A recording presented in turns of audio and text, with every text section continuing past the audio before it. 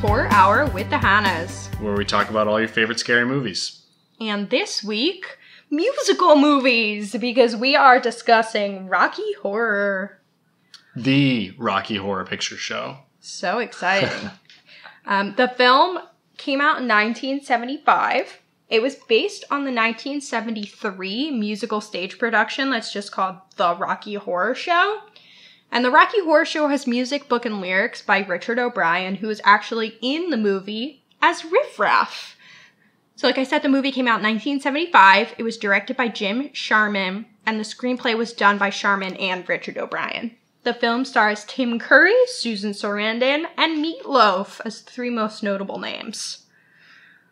It was shot in the United Kingdom, although it does feature both some British actors and American actors, like Susan Sarandon.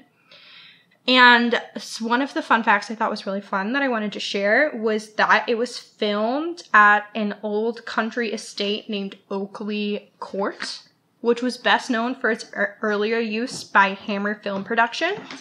And Hammer Film Productions, they did a number of horror movies at the time, such as Dracula, The Mummy, and The Curse of Frankenstein.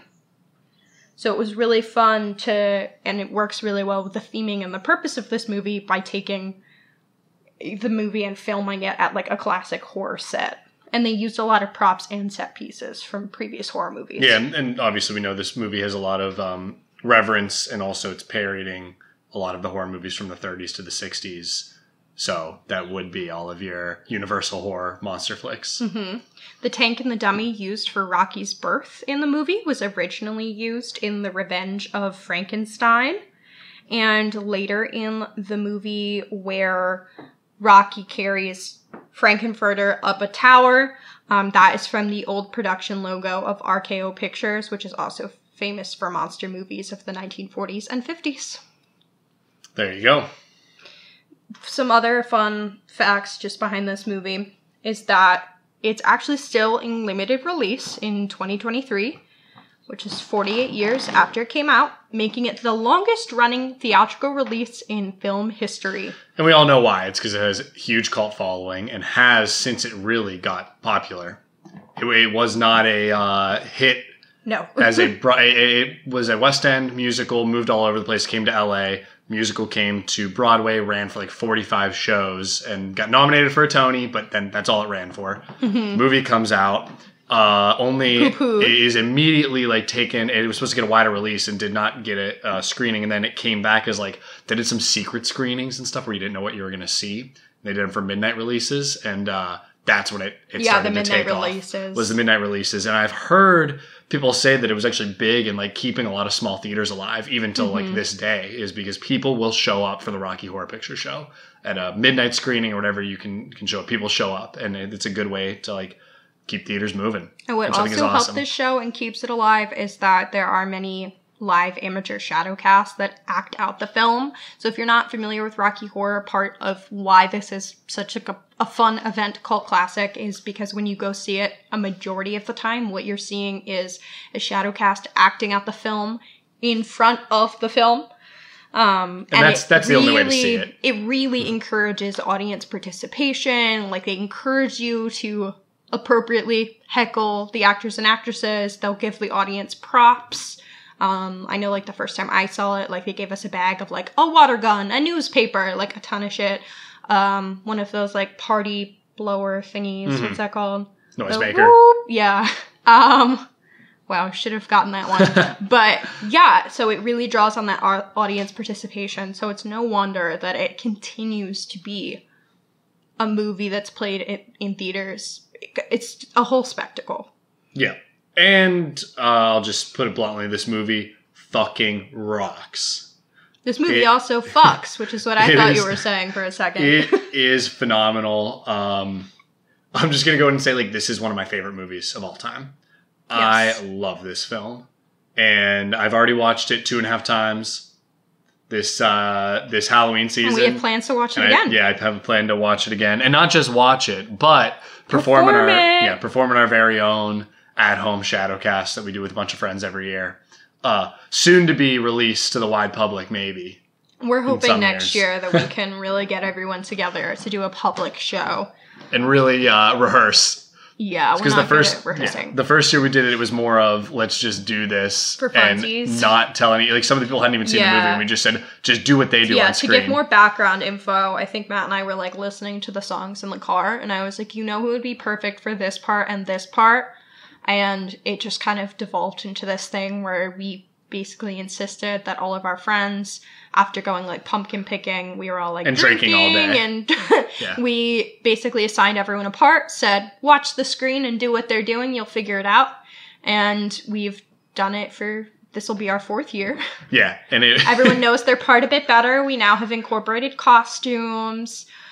So we make it our own little spectacle, even if it's just in the living room. And I'll say a lot of the people that watched it with us had never seen the movie until that time, and now they are truthers. They love this movie as well. We are actually going to have many of those people just featured in clips here or there throughout this episode, just sharing their experience, seeing it for the first time, their experience with the movie, what they like about it, and why it is the perfect Halloween movie. Because I know we are a horror podcast, wouldn't necessarily say Rocky Horror is horror, but it's heavily inspired by horror and parodies that, so and it's still a played perfect around. pick. It's played around this time of year. A lot. Yes. So we're going to be diving more into that throughout the episode. Really, it's the perfect film, not just the perfect horror film. Exactly. So, what was your experience seeing it for the first time? I saw it probably middle school for the first time. Oh, I thought you saw it with me. No. The first time I ever saw the movie, I probably saw it in like middle school, early high You school. probably were like, what the fuck? Yeah, it was one of those ones where I think it doesn't really hit right away the first time. I think like knowing what this movie is going for and what it does is what makes it funny, and I think it gets better and better on each viewing now. But that first time it was just like, yeah, I was like, this is fun. I didn't really get it. And then I knew of it and I knew it was like good, and I probably didn't watch it again until you and I went and saw Shadowcast. That was probably the Couple years in second college. or third time Yeah. I had ever seen it. And loved the Shadowcast, a lot of fun. And then I feel like when it really started to click was that first year. I knew it was a good movie, but like that first year at Fall Fest when we did our own performance, I realized just like how phenomenal of a film it is beyond like the Shadowcast and everything. And then I began watching it just by myself or with you for a lot of fun. And I feel like I just catch more things, and it really is something that like just puts me in a very good mood when I watch it. And I think it is a very layered film. This There's is a lot Matt's going like depression movie. Like if he's feeling sad or anxious, I put this on for on. him. It is, And then yeah. It makes me it so cures happy. him just as well as any antidepressant could. I wish my brain could handle that, but I'm going to ask Mine needs Hannah what minutes. she thinks of it, but before I do, I want to say anyone that's only ever seen it once and thought it was weird, you go need to back. watch it again. Yeah. I think when you've seen it, like I said, when you've seen it and you know what it's trying to do and like what is going to happen, it just gets funnier and funnier because you realize how much of a parody it is, I think. And the first time, it's hard to tell. I will say I loved it the first time I saw it. Like I did not have that where it took me more than one watch to reflect and love it. How old were you? 18. So Yeah, that helps. that helps. I I think think if you being see an it for the awkward- first time as an adult. Being an awkward middle schooler makes it. Well, yeah, but I think watching anything as an awkward middle schooler, you might not be getting it. Sure. I think, so I saw it my freshman year of college. I was not having a great time adjusting. And I used to do theater in high school. Wasn't really doing that in college because I thought it would be another source of anxiety. And so one of my new friends on my dorm floor, shout out Ryan, took me to Rocky Horror and was like, you're gonna love this, like, you need to come. And I loved it. Part of the Rocky Horror tradition, if you're going to see Shadowcast and you've never seen it, you get a V for virgin drawn on your head, In forehead, red lipstick. in red lipstick. So I got my red lipstick. I saw the show and immediately fell in love. I think all of the music, and I'd heard some of the songs before, to be fair. You don't do musical theater and not hear Time Warp. That's ridiculous. But, yeah, but immediately got all of them stuck in my head. Loved it. I love the energy. I love the inclusivity. So I then saw a couple different Shadowcasts while I was in college because they did it every year. I think I saw it 3 times in college, and then we've performed it 3 times in the last 3 And, years. and we've watched it a lot. And we've watched it more times than that. So. I've been watching it a lot. I'm getting prepared. We're going to now hear from some of our castmates in our show, as well as another friend or two that have been on our podcast previously, just talking about what their experience was like the first time that they saw Rocky Horror. What is your role in Rocky Horror when we perform? Magenta. Yes. Right? It's like, Girl says, I know my lines and my dance moves, but what's my name? I don't know what my name is. It's Magenta. It's Magenta. Yeah. The most important. So when you were younger, was that your first, like, taste of Rocky Horror in general? Yes, that was the first time I watched it. And first time I danced to it, so. How did you react to it, like, the first time you saw it? I thought it was weird. Because I was so young. I didn't get it. But I thought it was so fun. And what about now? Now I love it. Well, now I associate it with Fall Fest, though. Like, I'm like, we do this. It's our annual thing. Yeah. So that's how I think of it now. My first introduction was a lawn-side viewing at a winery. It was interesting because it was a lot of old people and they didn't really get the whole interactive part. Yeah, I could see that not going well. I was also with a very homophobic person who was not prepared for what Rocky Horror was. Wait, that was your first time seeing it? That was my first time seeing it as an actual performance. Not just the movie. Right. Okay. Right. And, like, what was your first reaction to the content? Loved it. Like, thought it was so campy and just, like, cult following perfection. This is Mary. And what's your character's name? Columbia. And what was your first experience with Rocky Horror, period? I saw it as a play in college. It was like a school production, and that was the first time I saw it. I don't know if it was for class credit or just for fun, but I really liked it. Do you remember, like, why you liked it or, like, what your thought process was behind the whole experience? I think the actors were all really talented, considering they were just college students. Mm-hmm. It was almost like a Broadway play, and I like musicals, so that also helped. Yeah. And what was your experience like playing Columbia for the first time? Oh, that was very fun. I hadn't seen it in a while, so it definitely was an adjustment to it. Yeah. But I tried my best, and definitely she had fun outfits, so that was cool. I'm here with David. Hello. And David is part of our annual Fall Fest. We actually do it at David's farm, which is super fun. So what character do you play in Rocky Horror? Yeah, so I play Rocky. Oh my goodness. And you and your little gold booty shorts. Yep. It's a look. How do you feel about that costume? It's kind of fun. Like, the first time we did the show, I was a little skeptical. But yeah, it's really fun. I like it. Yeah, what was your first reaction to seeing the show or movie overall? Yeah, like, the first couple of minutes were a little weird. But I think once, all the fun songs came on and the singing and dancing, I kind of got into it. Hello, Jason. What up, what up, what up? So tell us, what is your role in Rocky Horror when we perform? I was Brad for a little bit, but I'm doing Frankenfurt this time. No, you're doing Riff Raff. Riff Raff? Oh, fuck. Cut that. So what is your general experience with Rocky Horror? When were you first introduced?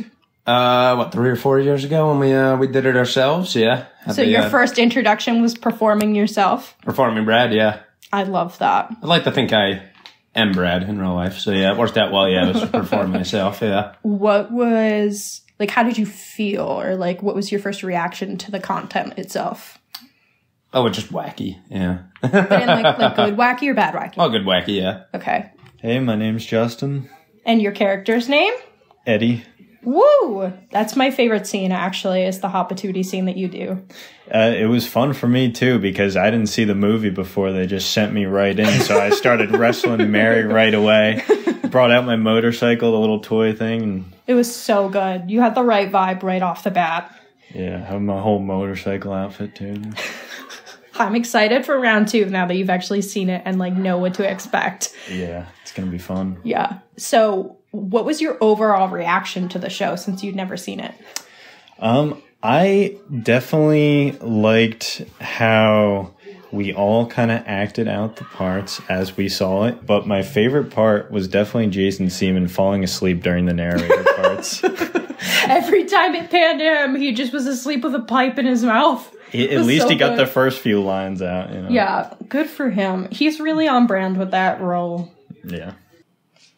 And by the way, in the years past, I've played Riff Raff, but this year I've requested to be transferred to play Brad.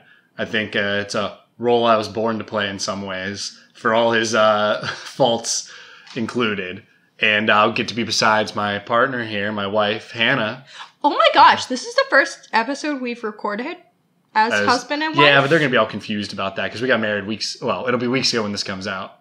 Yeah, we got married on anyway, October 7th. off topic. But well, you brought it up as I'm your wife now. Yes. So, wow, who will you be fun. playing, though? I'll be Janet. Who you've played the past 4 years. Yeah. With Jason. I cast myself as Janet very deliberately because I love her awakening. I just think it's such a fun character with such fun songs. And also the other primary female role, Magenta, or Michaela, is the most perfect Magenta. Like, I could not do it the way she does it. Yeah. So, but it's been funny to have you and Jason be like, the you getting couple to watch and that. me, yeah, which is very fun. I'm fine with it. But I was glad he let me take a crack at it because I do like Riff Raff, but I'm watching it. I just love Brad as a character so much. I love Brad. I think he's Brad just has so some of my funny. favorite vocal moments too. Like when I sing the show to myself, I love to sing as Brad. You've also said you think there's a lot of Brad in me. I don't know. I don't think I've ever said that, and I've never said that about Jason. And both of you think you are Brad, and I don't think either. It's not of you, a good thing. Neither of you are Brad. I hope you know that. I think you said you liked the way when we like sing the way songs, the you way I guys deliver it. I think your body language is really funny when you do it. But you are not Brad. For the record, neither of them are giving Brad as a person. That's probably a good thing. You're closer to Riff Raff as a person. What? I don't know. Maybe you're closer to Frankenfurter. Yeah, okay, thank you. Or Susan Sarkar. All right, let's do our 15-second summaries. I'm ready to go if you're ready. Okay. 3, 2, 1, go. A bland couple stumble upon a party of extravagant people, learn to open their sexuality. One of them grows into a better person and stronger person because of it, and one of them regresses and denies it, and then they end up separated. That was right at 15. I kind of got distracted. There we Didn't go. pause it till 16, though. How'd I do? I guess they don't say they ended up separated. That is a very good summary. I will say I interpret that they separate. I also interpret it that way. There's no way that couple is making we it. got to talk about the different versions of this film and how some of them don't imply that the UK versus US. We'll get to it after you do your summary. Okay. Are you ready? Go. Transvestite from Transsexual Transylvania is very sexually and gender fluid, and it's amazing, and they might be the villain in the story, but they're also a hero. I like it. Let's also I wanted specify, to cover something different than what you covered. Let's also specify what a transvestite from Transsexual Transylvania is. So, yeah, I think this is important to cover as well, because when I refer to Frankenfurter, I use the pronoun he most of the time, as most people do, because he is played by male-identifying actor Tim Curry. But Frank's gender and sexuality are both very fluid. The character can be played by people of either gender during a live performance, and I've seen both. Additionally, to describe the transsexual Transylvania, they are from the planet Transsexual in the galaxy of Transylvania. Yes. They are aliens. And so when they refer to him as a transvestite, I believe it's typically being referred to as the alien, being called that. Also, it's supposed to be someone who is transgender, which is the term we would use today. Obviously, like, transvestite is now more of a derogatory term from my understanding, but that's the text of the movie, so when referring to it, that's what we'll use, and in this case, it's definitely not derogatory in the way it's used in the film. With that being said, I'm now going to give you our full plot description of the movie, and I'll do my best to speed read and not breathe into the mic like I noticed I've been doing on the past ones. So you ready, Hannah? I'm ready. All right. Throughout the film, a criminologist from an unspecified point in the future narrates and provides commentary on the events. In November 1974, following the wedding of their friends, Brad Majors and Janet Weiss get engaged and decide to go celebrate with their high school science teacher, Dr. Scott, who taught the class where they first met. En route to Scott's house on a dark and rainy night, they get lost with a flat tire. Seeking a telephone to call for help, the couple walks to a nearby castle where a party is being held. They are welcomed by a strangely dressed inhabitants, led by the butler, Riffraff, the maid Magenta, and a groupie named Columbia, who then dance to the time warp. Dr. Frankenfurter, a mad scientist, introduces himself and invites them to stay for the night. With the help of Riffraff, Frank brings to life a tall, muscular, handsome blonde man named Rocky. As Frank vows he can improve Rocky into an ideal man in a week, a motorcyclist named Eddie breaks out of the castle's freezer and causes a scene. Frank kills Eddie with an ice axe, justifying it as a mercy killing. Rocky and Frank depart for the bridal suite. Brad and Janet are shown in separate rooms where each is visited and seduced by Frank. Meanwhile, Riffraff and his sister Magenta torment Rocky. Janet, having learned of Brad's infidelity with Frank, discovers Rocky, cowering in his birth tank. While tending to his wounds, Janet seduces Rocky. Dr. Scott, now an investigator of UFOs for the government, coincidentally comes to the castle in search of his nephew, Eddie, who has been killed by Frank. He is unaware that Frank stole part of Eddie's brain to create Rocky. Everyone discovers Janet and Rocky together, enraging Frank. At this point, Magenta summons everyone to an uncomfortable dinner, which they soon realize has been prepared from Eddie's mutilated remains. Columbia flees from the room in tears. Janet runs screaming into Rocky's arm, provoking Frank to chase her through the halls to the lab. Frank uses his Medusa transducer to turn Dr. Scott, Brad, Janet, Rocky, and Columbia into statues. After dressing them in cabaret costumes, Frank unfreezes them and leads them in a live cabaret floor show, complete with an RKO tower and a swimming pool.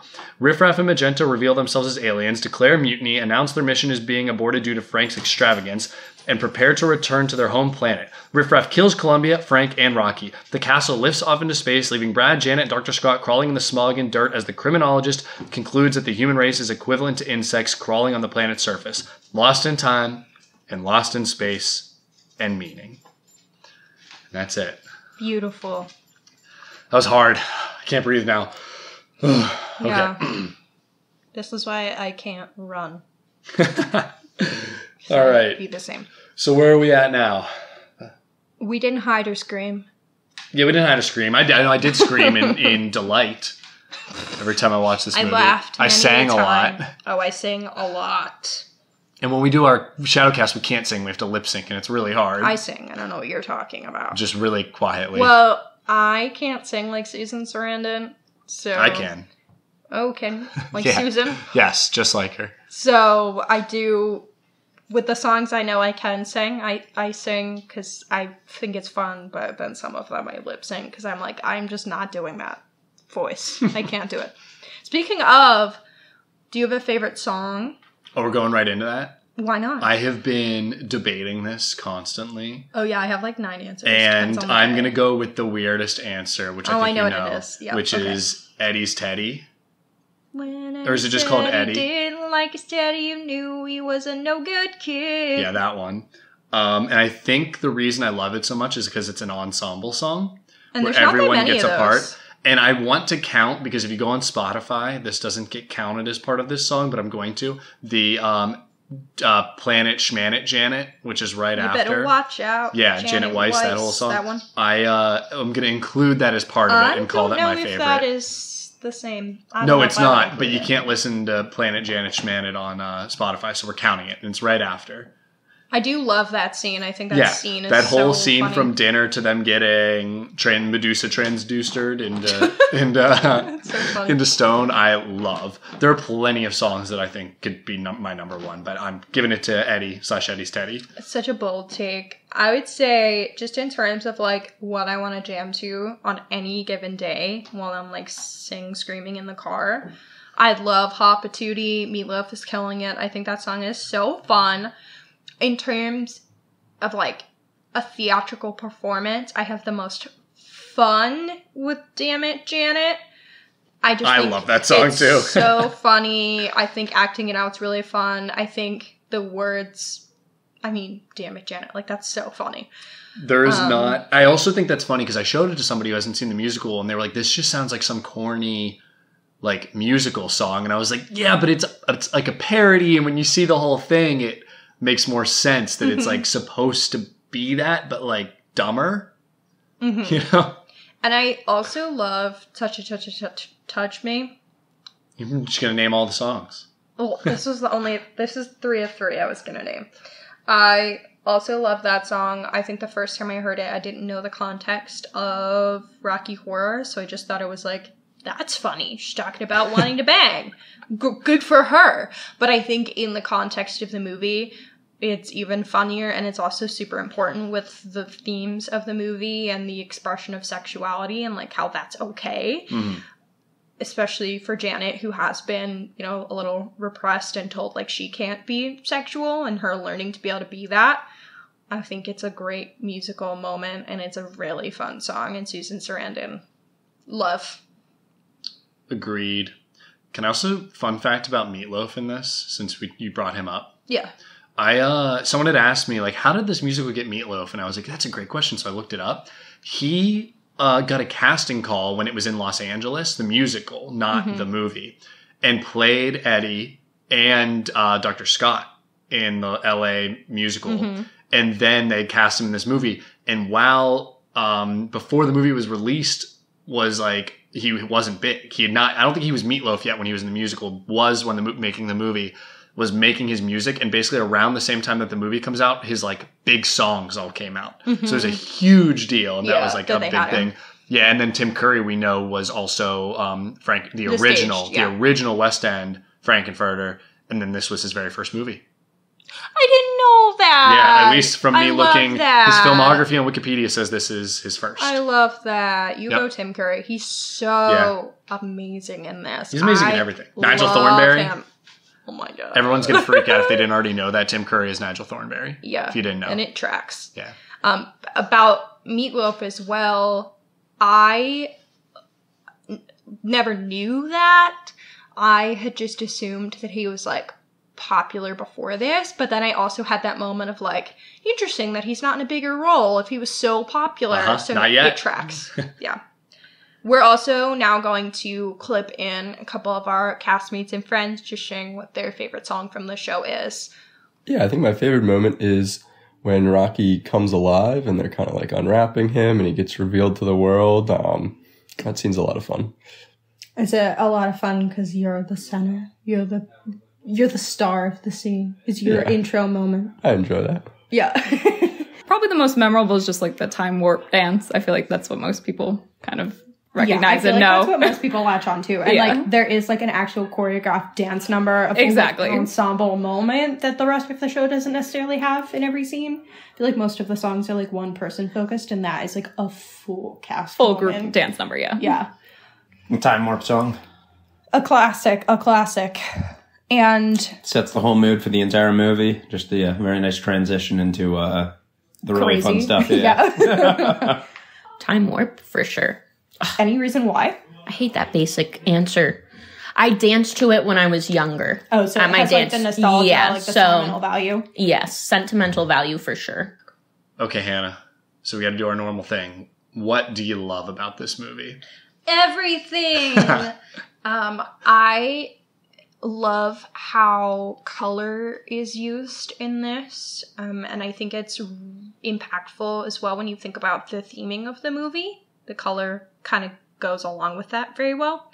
It starts out black and white. The second you get into time warp, it goes to color. The colors are really bright. The costumes as well are so fun. Brad and Janet have these very simple 50s, 60s costumes. I don't know my decade's fashion very well. And then you get into this mansion and you go from these two very plainly dressed people to everyone dressed in these bright colors, these party outfits. Frankenfurter, who's got his fishnet tights and his corset, his pearls. I think the costuming is extremely well done. I think the makeup is also very well done and deliberate, super fun. Just look at Meatloaf. Look at Tim Curry's Frankenfurter. Magenta, Riff Raff, all of them. All of their, appearance-wise, so good. I agree with you. I also wanted to say, you talked about the black and white. Mm-hmm. That's only in the version we watch. A lot of people probably haven't seen that. So I got to say, we watched the UK version of the movie, which is a better release that has an extended scene with the song Superheroes, which they cut out of the American version to make it more upbeat, which completely undermines the themes, which we'll get to. And then they also added that black and white, which it does not turn to color until they run into the room when Time Warp starts, which I think is also awesome, and I prefer that. So if you can find the UK version, it's black and white, that's the one you want to watch. Most Shadowcasts I've seen have done the US version, which I feel like the ending just doesn't work. I can't remember, because it's been several years The one we saw at Pitt was the US version. I'm assuming most of them that I saw them was the US version, but I think the black and white is it's related to the theming. Yeah, they're bland. They haven't opened up and become who they are sexually. And we can talk about the when we get to themings, we'll get to that. Yes. All right. My turn to talk about what I liked? Yeah, go for it. Okay, everyone's going to talk about the vibes and the music. The music's phenomenal. The vibes are great. It looks great. Let's talk about some technical shit real quick. This is film. This is a real film. This movie looks so good from a cinematography standpoint. It is shot well. It directed really well. I feel like it looks like everyone's having a blast while they're filming it too. It just feels like everyone was directed perfect. Everyone's acting exactly how they should. I fully have a grasp on all these characters. There's just one really beautiful shot towards the end where Frankenfurter is singing "I'm coming home." It zooms in on his eyes. I'm going home, and the way the light flashes on his face and zooms in on his eyes, it's so emotional. It is shot so well. It looks good. And I think thematically, this movie has so much meaning to a lot of people for a lot of different reasons. And I think that really works for me.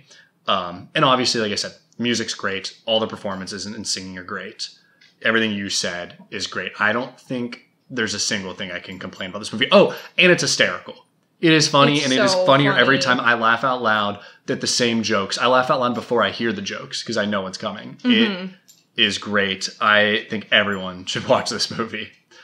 And I feel like, I just only want to say good things about it. Can you tell Matt loves this movie, I really is it not obvious? But I think the people love it for a lot of valid reasons, and I like it for those too. But I think it's fun to look like that this is crafted so well. And that's not why it's talked about. No. But maybe that's why it stood the test of time in some ways. And is still as big as it is. I don't know. But it's what it made it what it is, but it's the things you don't think about. Yeah. Phenomenal. Is there anything you don't like?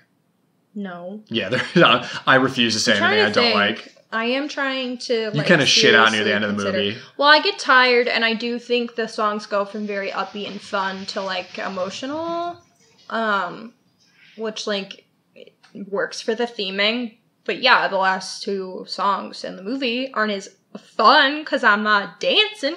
Well, you are. Come on, Wild and Untamed Thing. So of course I shit out a little bit, but I'm also always drunk, and that part comes on around 12 a.m. So I got you. True, or later. So can't really hold me to it. Yeah, but yeah, I think we've mentioned it a little bit, but part of why I love this movie as well is that it is so inclusive, and it just invites you to be whoever you are, wherever you're at. And Richard O'Brien said while writing this, he was really inspired by glam rock, and that was something that really allowed him to be himself. Yeah, this movie is very much about finding your sexual and gender identity. And it is or just your themes. Identity. Yeah, that's very much there, but really just you as a person. Don't dream it, be it. Right? As Hell Frank yeah. says. I do agree. Obviously, it's been very much latched onto by the LGBTQ plus community, which is good, and that is very much the text. But I think even beyond just that, it's be who you want to be. And I think that's awesome. And be gay. Everyone in this movie is gay. Very pro-gay. And I love that, as it should be. Because, especially at the time that this came out, there weren't a lot of media that was okay with being gay or being gender fluid. It's a big deal. We're at a time that was very heteronormative. And with new lawmakers' rulings, there's probably a lot of states this movie is not allowed to be performed as a shadowcast, which is absurd and disgusting. Oh, Jesus. I didn't even think about that. Mm-hmm. Oh. Yeah. Disgusting, right? This movie rocks. Everyone should see it. It's good for everybody. Do you want to just jump into the theming then? Since we're kind of theming. Touching on that anyway. So let's first talk about the sexuality and gender, because that's what we're already talking about. Yes. So as I mentioned in the beginning of the movie, it's black and white, and the whole part of the movie where it's black and white, you can consider as Brad and Janet before they start to be awakened. They start off following very traditional gender roles, very heteronormative life that they're living. In the beginning, there is a lot of like language that is used that's again very heteronormative. Brad says, everybody knows Betty is a wonderful little cook, and talks about how the guy's going to be promoted to afford things for their family, like these comments that are very rooted in gender norms. So the black and white is very much their life that's rooted in tradition, heteronormativity, and standard gender roles. And the second that color comes on is when they're introduced to this other lifestyle that maybe they didn't know was okay or hadn't even known existed. Brad and Janet are then introduced to Frank-N-Furter, who is, our main character in this show. And his first song is Sweet Transvestite, which is basically him, describing, like, how you guys got here, what my plans are for the rest of this movie, essentially, like, what I got going on. But it also talks about his own queer identity and gender identity. He says, don't get strung out by the way I look. Don't judge a book by its cover. I'm not much of a man by the light of day, but by night, I'm one hell of a lover. I love that line. It's so good. And he's really, like, right off the bat, just like, my identity might be different than what you're used to, but I am who I am, and I'm proud of that. And I think it is, I've seen this performed at, like, a drag show. I think it is just, like, a real staple and just, like, accepting your identity. The drag show we went to, she sang it as I'm just a sweet transvestite from Philadelphia, Pennsylvania. Yeah. Which was really funny. It was so good. And most of the drag brunches near us, by the one venue that I typically go to, they traditionally just lip sing to everything, but she actually sang it. It was good. She went for it. She looked so good. But it just goes to show just like how special this song is. Mm-hmm. It's also very funny as well because I think this cast, these characters, like this is what's normal for them and how they identify. And to them, like Brad and Janet being repressed sexually, like that is what's weird. Yeah, and that happens right away when Brad looks at them and goes, any of you know how to do the Madison? Or whatever he says. What's after the Madison? I don't know, it's a dance, I think. She was like, say something, Brad. And they all just look at him like, what are you talking about? Yeah, like, just like these normal white-ass bread, crew. They are very white bread. Yeah. And I think it's also, part of it is that they aren't in touch with their sexuality and who they are the way the rest of our cast of characters is. And they're very pro-awakening that out of our main characters. Can I also say, when you go onto that, I kind of, the way this movie's set up is that, like, Frank set this all up in the first place for them to end up here. Yeah. Which is, like, absurd and probably not true. Again, these are all... They imply it. They imply it. And this movie is completely a parody and also a... influenced by B-movies and science fiction movies, which for sure Brian really liked. And I feel like that's part of this convoluted plot of like, yeah, Frank intended for it all along. He's the reason they got a flat tire because he acts like he knows something they don't know. Yes. Also, he's at the wedding at the beginning. Mm-hmm. And so are Riff Raff, Magenta, and Columbia. Yeah. Yeah. But, sorry, continue though. Well, then, like, getting further into the show, Frank has sex with Janet and Brad and Rocky, and we find out he in the past had also had sex with Columbia and Eddie. I forgot. And Columbia and Eddie were together at one point. Yeah, and they had also been together. So Frank is just like he is very fluid. Not just that he had sex with them, but he was in relationships with them. Yes, yeah. Which, or to at least they believed.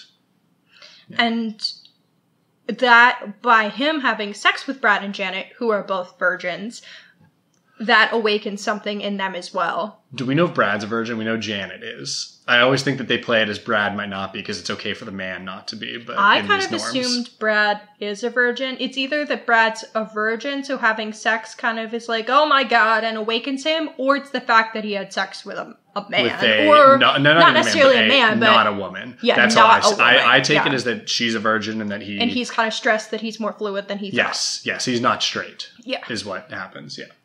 All right, sorry. Keep going.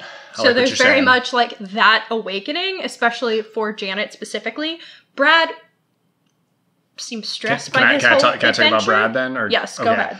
So, and we'll get to the end once you get there. But no, Brad, while awakened, is not like clearly ready or doesn't want to be ready and is going to continue to repress. And like he ends the movie not in an okay place. Like it like really regresses him. And he continues to like lie to himself about his sexuality, whereas Janet is completely empowered and like awakened through it. And that's covered in superheroes. Is there more you want to say before I get to superheroes, though? I was going to say Janet's awakening very much happens like right after she bangs Frank. She feels bad about it. She goes to tell Brad. She sees on TV that Brad also slept with Frank. And then she's like, screw it. Like, if you're also cheating on me, whatever, and that's its own thing. But then she sleeps with Rocky, and there's, like I said earlier, the song Touch Me, which is, you know, about her experience having this sexual awakening and realizing that sex is okay and sex is fun. And it's a good time. That song is really important because the characters in this show like aren't judging people for having sex. And that song, I think, is very, like, sex is okay, and it's something to be proud of. That's who you are, and that's what you're doing. Okay. Do you have anything that you wanted to add on that sexuality and gender theming? I know you wanted to talk about superheroes a bit. I feel like you covered all of it with Brad and Janet specifically in, like, that story. Other than superheroes, which I'll get to, which is... So then, like, they go through all this. Frank dies, and we'll get back to that. And they're changed forever, right? They're left. They kick them out of the spaceship, which the mansion was, leave them in the ground, crawling in the dirt, right? Mm-hmm. And they sing this last song, Superheroes, which is cut from the U.S. version. I find it to be maybe the most important song in the movie. Mm-hmm. Back me up. Agreed? I think that and Rose Hit My World really tie together the theming really well. I think that this hits the nail on the head, and it's only a couple lines, and they're from Brad and Janet and then the criminologist. But it first goes to Brad, who's laying in this dirt, like completely covered in, you know, soot, and is beat up, and he's crawling screen right, I think. And he says, I've done a lot. God knows I've tried to find the truth. I've even lied. But all I know is down inside, I'm bleeding. I think that I've even lied as he's lying to himself about like who he is, sexuality, right? But he's bleeding inside, right? Like this event and this awakening hurts him. Yes. Yeah. But even he would have, I don't want to say he would have been better off by this not happening, but he believes he would have been better off by not ever going into that house, right? Yeah, and you would, you know, could argue that's just because he's not ready and everyone has to come out at their own time and can't be forced into it. And he essentially was forced into it. And he kind of, yes, exactly. And so he kind of, I think, just drops back. And there's a lot of stuff about him wanting his mommy and stuff. He wants to go back to like that innocence he had. And then it cuts to Janet, who's crawling stage left or screen left. And she said, and superheroes come to feast, to taste the flesh not yet deceased. And all I know is still the beast is feeding, which is about her. Right. And like her sexuality, she wants more, right? Mm-hmm. She is still feeding. There's more for her to go out there and get. And like, she's like become this strong beast, right? Of a woman. And there's this incredible moment where, again, and this is not in the US version. This drives me nuts. It drives me absolutely crazy where they keep cutting back and forth and they're crawling. One is crawling stage right, one stage left towards each other, right? They're crawling towards, it cuts back and back a bunch of times until finally going an overhead shot from Dr. Scott pulling up and you realize that they're crawling in a circle, not towards each other. They're crawling, one's higher, one's lower, right? It was a camera trick to show that like this event has changed them both forever in ways that is going to make them, they can't be together now, right? They need to like separate. And I think it's like, you think they're trying to come back together, but no, they're going in new directions. And I love that. I feel like it is such good filmmaking. And like, it's, hey, this was a, goofy Time Warp movie. And then all of a sudden they're hitting you with like this shit at the end. Yeah. And then finally it cuts to the criminologist who says, and crawling on the planet's face, some insects called the human race, lost in time, lost in space, and meaning. Which I think is just kind of about that there is no meaning to any of this, right? Bunch of apes duking it out on this planet. All there is, love between one another, things like that. And and that's it. And I really like it. And I think they cut it from the US version because they're like, oh, it's not upbeat, but like it ties it together. It's perfect. It's this neat little bow. Yeah. I get all excited talking about it because I feel like it is like, it's just so good. And I do think that Lost in Time, Lost in Space brings into that theme of love, which we see throughout the movie, which cool to jump into that for a little bit? And can I talk about that? Is there anything else you want to say about this? I wanted to ask you how you feel about Frank-N-Furter. That's where I'm going with this.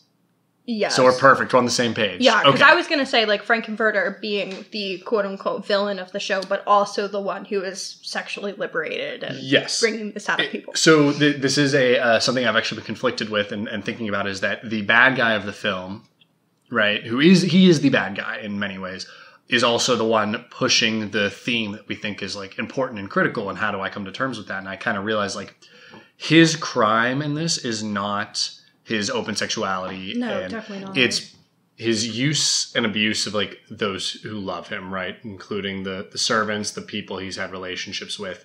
He cannot get enough, right? That nothing is ever enough for him in terms of love from them, in terms of like sex from them, or like who they are. He likes to use one person, move on to the next. Yeah, he moves very which quickly. We saw with Columbia, then to Eddie, then to Rocky. Right. And he's constantly moving on. And that's where I think the problem is.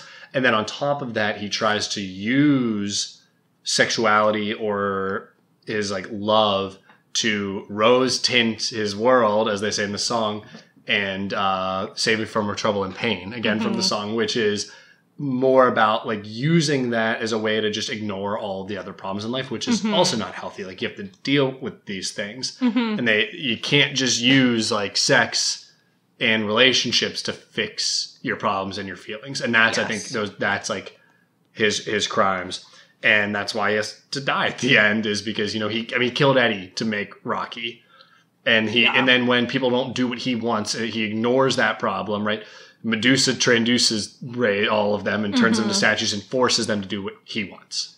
Yeah. And along with that, he, as you're saying, he uses people. Like he created Rocky to be in a relationship with him or have sex with him. Yeah. Rocky in Rose to My World says, I am just 7 hours old, truly beautiful to behold, and somebody should be told my libido hasn't been controlled. Now the only thing I've come to trust is an orgasmic rush of lust. Rose to my world and keeps me safe from my trouble and pain. Basically, like, all he knows in his entire existence of 7 hours is fucking. Yeah, and that's Janet as well did that to him, which is kind of interesting. Frank does it to her, she does it to Rocky. I mean, you could argue that she didn't make him just to manipulate him. But that is all he knows, which you're saying. And I think that's like, Frank's like crime, and it's not like the "don't dream it, be it" is great motto, which he says, and I think his like awakened sexuality is a good thing. It's the use of people and the use of like sex and love to ignore problems. Yep. And I think that's very interesting because I don't see a lot of movies where the bad guy's theme is the one you're supposed to agree with. And I think that was a cool way to make it work. And it's clearly nuanced. And I think that's what makes a film a good film is when it's nuanced. Like there is no black and white in this world. There are shades of gray. And this production movie understands that. Yeah. Some other theming that I think is interesting is just how it's representative of the changing times, the changing like worldly landscape. Hey, I taught you this one. You talking about the decades? You didn't teach me it. Okay. But talk about it then. On it? All right, I'm excited. Okay, there have been some interpretations that Brad and Janet represent the 50s and their preppy, outfits. They're dressed to look like they're out of the 50s. The black and white and everything, your normal like 50s heteronormative couple. And then they hit the mansion, and the time warp happens, right? And it becomes what some people described as like the 60s to 70s, which was this era of sexual awakening, right? And freedom and being who you want to be and out there and the crazy outfits and everything. And that's why I think the song Time Warp's kind of funny and maybe fits into that, because as the 60s and 70s went, they were here in a flash and gone. And now we're back at it, 80s into now. We're closer in some ways to the heteronormative, or at least as some politicians and people would want us to be closer to the heteronormative ideals of 50s. And and that's what happens then. You know, in a flash, they're left in the dirt with the 70s or 60s and 70s rocketing away from them. And now they're changed people. They live through that, but we can never go back to that time. I also think Eddie's character and the song like Hot Patootie, we can see him as like representative of the changing of time. You could see as like the free spirit of the 1950s, like rock and roll era. I mean, that song is very rock and roll, so is Meatloaf. And so like he is reminiscing of those carefree days of Saturday nights in the past, because the lyric is whatever happened to Saturday night. So you could kind of see that as his disillusionment with the changing times, and like, but also you could see that as just like disillusionment of growing up and not being like as free and fun loving as you were before. I agree. I also think my read on it saying the 70s is funny because this came out in 74. So really it would mostly be about the 60s. Yeah, it's the 50s, 60s. But. Yeah. And then, beyond the 60s is once they're dropped off. The time that the movie was made, right? That's how I see it. Well, since we are a horror podcast, predominantly, we would be remiss not to talk about why this is a perfect Halloween movie and why we're covering it on this podcast. First, we're going to hear from some of our, again, friends and castmates just about why they think... I like how you call them castmates. Like we're production. I know. Whatever. They'll appreciate it. All right. You're going to hear from them now. What about it do you feel like makes it like a good fall or Halloween movie? I think it adds a lot of good humor to what otherwise, because Halloween's mostly like horror movies I associate with it, but this added like a good comedy aspect to the horror, which I enjoyed. I feel like it's a nice Halloween movie because it's kind of like low key. It's not specifically for Halloween, but it kind of has some nice like spooky vibes in the mansion kind of all throughout. And that makes it a lot of fun. What do you think makes it spooky? I just think like the old style of the mansion and just kind of the way it's set up and presented. Great music. Good cast. Just a good movie. Just goofy enough, but also a little spooky. What about it makes it spooky? Well, I guess a little bit of the setting. Maybe it's not that spooky, but yeah. Spooky enough, yeah. Okay. Good try. Okay. I feel like people like a lot of like scary movies for Halloween, and this one's not necessarily like spooky or like it's good for like anybody to watch. Like kind of like Christmas movies, like people always have their favorite, and I feel like people are drawn to Rocky Horror for like the cult classic of it and tradition. What about it do you think draws people in? I think it just is so encompassing, like it's very inclusive and it's just a lot of different characters, like it's a musical. It's just very not typical, and that's what makes it kind of endearing. Yeah. The vibes. It's just like costumes and fun and Meatloaf getting chopped up. Yeah. I think that's spooky enough. I think us. I think we make it the perfect fall movie. Yeah, no, I love the vibe. I love it all. I don't know. I think it's the characters. I think it's the quirkiness. I do like the music, though. Yeah. I like the music, and I like dancing to it. I like performing to it, So, Matt, I'd now like to hear your take about why this is a perfect horror-adjacent film. It's so hard to say. It's a perfect any time of the year movie for me. I think... As everyone said, vibes. We heard the vibes a bunch, as all our friends said, are great. The way it looks, I think it's very evocative of those 1930s to 1960s horror and science fiction films that he was going for. You know, it's the science fiction double feature is the name of the movie, or the subtitle of the movie in some ways. I think the way it looks and the story it's trying to tell is clearly a parody of that. I mean, it's Frankenstein. Frankenstein creates a man, except he's hot. You know? And let's be real, Frankenstein's a lot about sexuality and what it means to love too, which is kind of interesting. It's right? very much. I mean, there's so much gender analysis of Frankenstein. That's funny. That's my favorite way to analyze it. Interesting. What version of Frankenstein should we watch? Mary Shelley's Frankenstein movie to talk about? I haven't seen any of them, but I have obviously read the book, and gender analysis is my favorite part of that because none of the females in that have any agency whatsoever. All right. You're right. Anyway. I think the way it looks is clearly supposed to give you that Halloween feel. And I think it's just become a thing that you do around Halloween because it has the look, the lightning, the rain, the castle. Well, of course, it also is, the movie itself is in November. A tribute to horror B-movies. The opening title sequence, which is science fiction double feature, the lyrics refer to science fiction and horror films of the past. It mentions The Day the Earth Stood Still, Flash Gordon, Invisible Man, King Kong, It Came from Outer Space, Dr. X, Forbidden Planet, Tarantula, The Day of the Triffids, Curse of the Demon, and When Worlds Collide. There you go. So it's very on the nose. I'm referencing these things, and I'm mocking these things. I'm pretty sure Rocky's supposed to look like Flash Gordon as well. Yes, they talk about, I think that comes up more than once, I think. Oh, I could be wrong. It's definitely in the opening song, but for some reason I feel like that comes up again. And like we talked about, it actively uses a horror set. Mm-hmm.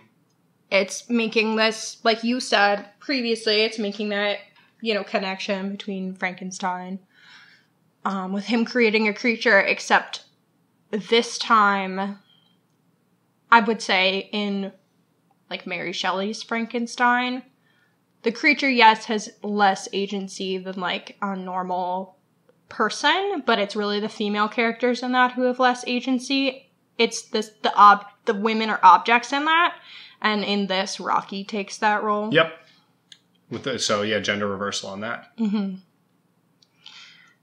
I really like that the props used are from horror movies, and I think that ties together the aesthetic very well. This movie, while being a parody, is the best kind of parody. It's made by someone who has a lot of reverence for the subject that they're parodying, which I think is like very critical to making a good parody. And that's what I think makes it really fun. Yeah, it really is. It's trying to create a horror aesthetic with the science fiction twist of them all being aliens. Which is also like a horror trope. Yep. There you go. I also think that, everyone being in costume, this energy that's larger than life is very much Halloween. Feels like a Halloween party. And also there are about 10 amazing Halloween costumes that you can get out of this movie. Brad and Janet have 3 costumes alone you could wear. Yeah, just show up in your tidy whities and you are Brad. And a blue bathrobe. That's what I'll be doing. Easiest Halloween costume possible. Yep. This movie. Also,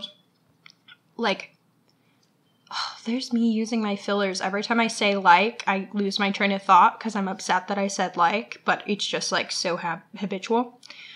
Do you want to cut this? Okay. No, it's fine. Okay. That's just podcasting, baby. That's real life.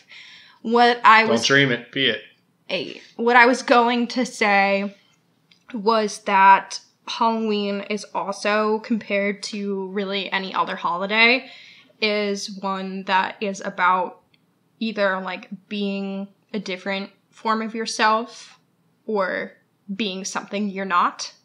And I think this movie is very representative of that. I agree with you. I think you hit the nail on the head. Like I said, I'll watch this movie any time of year. I just know when Halloween rolls around, I can get excited to start listening to it. So. Yeah, I think it's a good any time of year, but because of the things we just discussed, its foundation in horror elements. Fully agree. I got nothing to add. That's what I'm saying. We are now going to cut to an interview with our professional actor pal about his experiences with Rocky Horror. Hello, what is your name? Hello, my name is Matt. This is Matthew Dalton from our Malignant episode, our professional actor friend, so it's fun to have you featured a little bit on this one. Back again, baby. Woo! So, As we stated, our friend group performs Rocky Horror every year for Fall Fest. So what is your role? I am consistently Frankenfurter. So our male lead in the show. Yeah, which tracks for the professional actor. I will say, though, anybody who knows me in an acting sense would probably agree that this is an unusual role for me to play. Nonetheless, I love doing it. It's very fun. It's so fun, and I feel like you bring the perfect energy to it. The first time we ever did this as a friend group, we went to start, and Matt was like, I think I'm too drunk. Like, I can't do it. I'm too tired. I've had so much to drink. He was like half asleep on a chair. And the first song that he had to perform came on, he just like arose from the chair and was in perfect character. It really brings something out of me. And I think it brings something out of a lot of people. It really does. I think that's part of what makes this movie amazing. Yeah, it evokes a real like wild and free energy. Yes. I think for me, that's part of what makes it like a perfect Halloween movie is I feel like Halloween gives us this like ability to maybe sometimes be something we're not. And I think this movie brings out maybe that side of you that you're not normally being. Yeah. There's definitely a lot of that, like just like freedom and not like anonymity, but like, you know, to be a little something that you're not normally. You can bring out those wild sides and yeah. It tends to lean on the sexy side, and that's this movie right here. This movie is so sexy. It's so funny. So sexy in a good way and a hilarious way. Yeah, definitely not sexy in a bad way. Yeah, certainly not in a bad way. So do you remember your first experience with Rocky Horror? I don't remember the exact time, but just thinking statistically, the people in my life, I will have to shout out one of my longtime friends, Frankie, who almost certainly showed me this movie for the first time.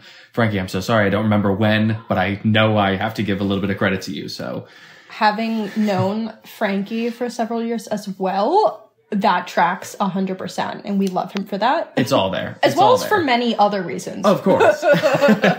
Exclusively just showing you Rocky Horror. No. Do you remember your first reaction to it at all? I was super into it. I think I saw it when I was probably like 14. And I was very into theater. I was also just like, I think at 14, my main goal as a person on earth was to seek out strange things and find things that were unusual and embrace them wholeheartedly. So this felt like a religious experience for me. It's like the epicenter of a lot of strangeness for a lot people. And it's beautiful and it fucking rules, dog. Like it's so good. It's so good. All the music is so good. The movie, which is what I saw, it holds up. It's so good. It's like a top 10 movie for Matt and I for sure. Even if you eliminate like the Halloween of it all. It's still top 10. Like, it's like as a film in general, I think it's super, super interesting. I think everything's really intentional. And I think a lot of people get kind of hung up on the aesthetic of it all or like the spectacle of it. But even with that spectacle, like that all still serves a purpose in like what it's trying to say. And I think the themes and everything go so deep. And people interpret it in such different, interesting ways. I think it really reaches out to a lot of people. It's just a dope movie. Well, since you bring that up, like what for you do you feel like this movie is trying to say? Like what is your takeaway? I definitely think it has a lot to say about sexuality and especially sexuality at the time and the freedom and the openness and how,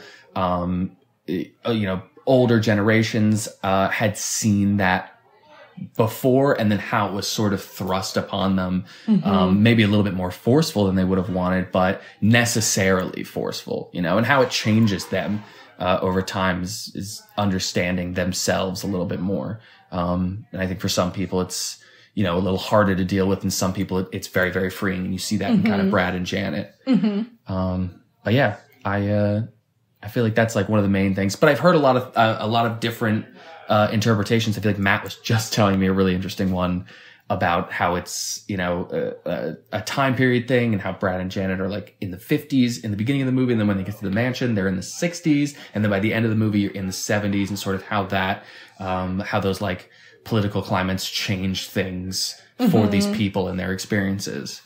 But yeah, for me, it's always just been about like that, you know, taking back the truth of your sexuality and understanding yourself in a deeper light in that capacity. Beautifully put. It's what I do. Do you have either a favorite song or a favorite scene from the show? I would say my favorite scene is probably the dinner scene. I just love watching that scene. I think it's so fun. I think it's almost not like slapsticky, but it's like one of the funnier scenes for me. I think that's so enjoyable. But I would say my favorite song, I was originally going to say it's a tie between Whatever Happened to Saturday Night, because I love that song. Oh, that's like my favorite song just purely musically, yeah, I would say. But I do think my favorite like musical moment in that show is I'm Going Home, the like ending bit with Frank-N-Furter. I think it's just such a beautiful moment, and it does kind of reel the audience back in and be like, these are people, these are human beings. For the most part, they are having a human experience, and I think it does really serve as a beautiful reminder about like this is we all have a little bit of this in us, and I think that's beautiful. And I love that moment. What about this movie do you feel like makes it a perfect fall or Halloween movie? Well, first off, everyone's in costume. Yeah, I think it's so wacky. It's so dark. It's obviously playing on like older horror movie, like, aesthetic a little bit with like, you know, Frank-N-Furter is obviously something of a wordplay with, you know, Frankenstein. There's like the mansion, the thunderstorm. It's all set up to be like a really like kitschy, cheesy, like old 50s, 40s scary movie. And then it just goes absolutely bananas in a different direction. But I mean, there's a lot of like Halloween movie things that go on. There's murder, there's deceit, there's aliens. Like it is a crazy movie. And I think, when you look at it through that lens, it's like, oh, obviously this is a horror movie, even though it's not particularly scary at all. But I do think it's a lot of fun as well. All right. Thanks for that, Matt. All right.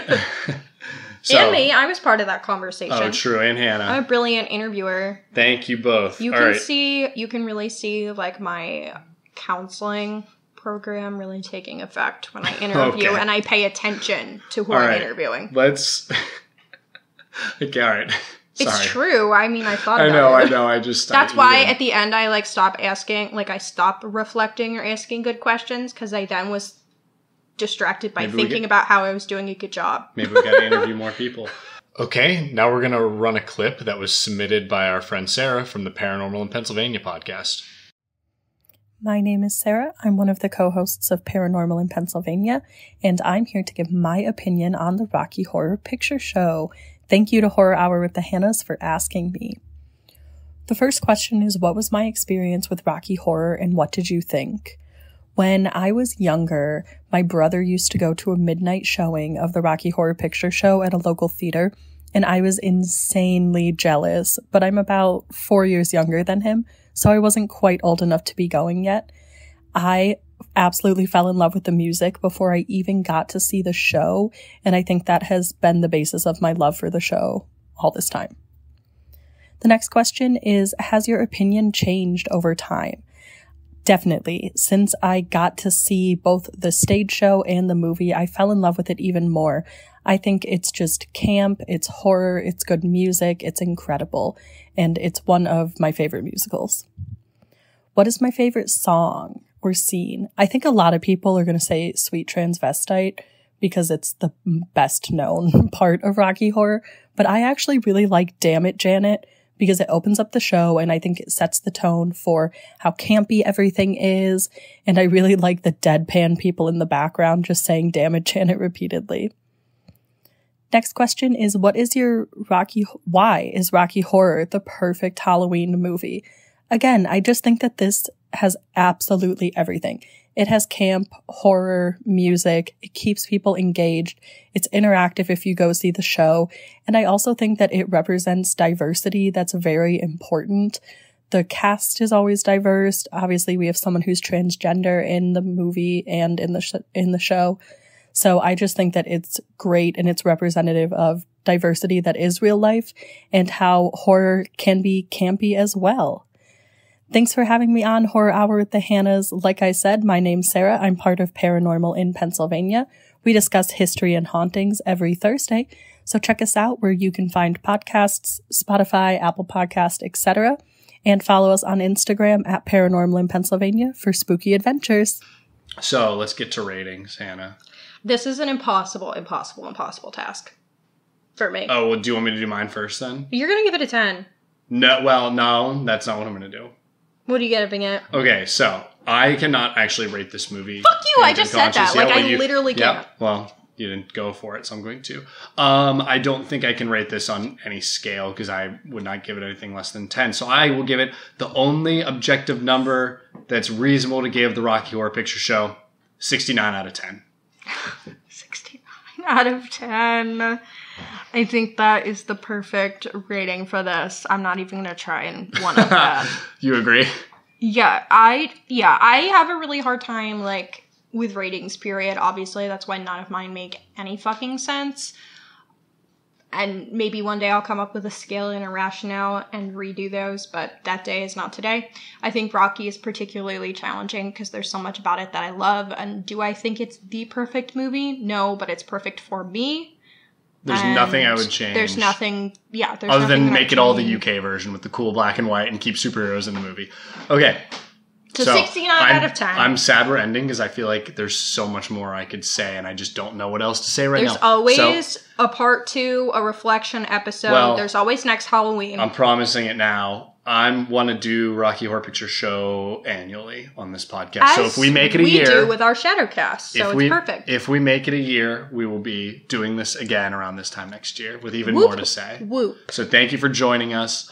Please go watch this movie if you haven't. Please go watch it if you've only watched it once. You have not hyped up any movie like this, ever. I think it's an important movie. Well... horror is hard to hype up because not everyone likes it. Everyone can like this movie. This movie is for everyone. People don't like musicals, so I would automatically... Well, if you don't like musicals, then you got no soul or heart and you shouldn't listen to this podcast. Okay, bye!